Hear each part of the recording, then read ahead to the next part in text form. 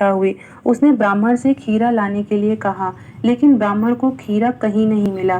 तब वह थक हार कर एक नागवारी में खीरा लगे हुए देखकर उन्हें तोड़ने के लिए अंदर गया, किंतु जैसे ही वह खीरा तोड़ने लगा, उसी समय वहां नाग देवता प्रकट हो गए और बोले, कौन है? ब्राह्मण ने कहा, मेरी ब्राह्मणी का आज खीरा खाने का मन है, इसलिए खीरा तोड़ रहा हूँ। इस पर नाग देवता बोले, ठीक है, तुम खीरा ले जाओ, लेकिन जब तुम्हारे पहला पुत्र हो तो हमको दे देना। वह ब्राह्मणी के पुत्र पैदा हुआ तो वह नाग देवता को पुत्र देना भूल गई।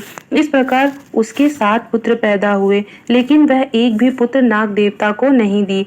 धीरे धीरे करके सभी पुत्र बड़े होने लगे। उसने अपने बड़े पुत्र की शादी की, लेकिन जब बारात विदा होकर लौट रही थी, रात हो जाने पर बारात उसी नागबाड़ी में रुकी। रात्रि में नाग देवता आए और ब्राह्मण के पुत्र को डस लिया। इस प्रकार ब्राह्मण के 6 लड़कों की शादी हुई और शादी के बाद नाग देवता ने सभी को डस लिया। जब 7वां पुत्र शादी के लायक हुआ तो ब्राह्मणी को चिंता हुई। उसने विचार किया कि अब मैं अपने इस पुत्र की शादी नहीं करूंगी। ऐसा विचार ब्राह्मणी ने ठान लिया। कुछ दिनों बाद ब्राह्मण परदेश गया। लौटते समय वह कुछ थक से गए थे, इसलिए नदी के किनारे बैठकर विश्राम के लिए रुका। वहां उसने देखा कि कुछ स्त्रियां पानी भरने के लिए आई हैं और आपस में कुछ बात भी कर रही हैं। वह उनकी बातें बड़े ध्यान से सुनने लगा।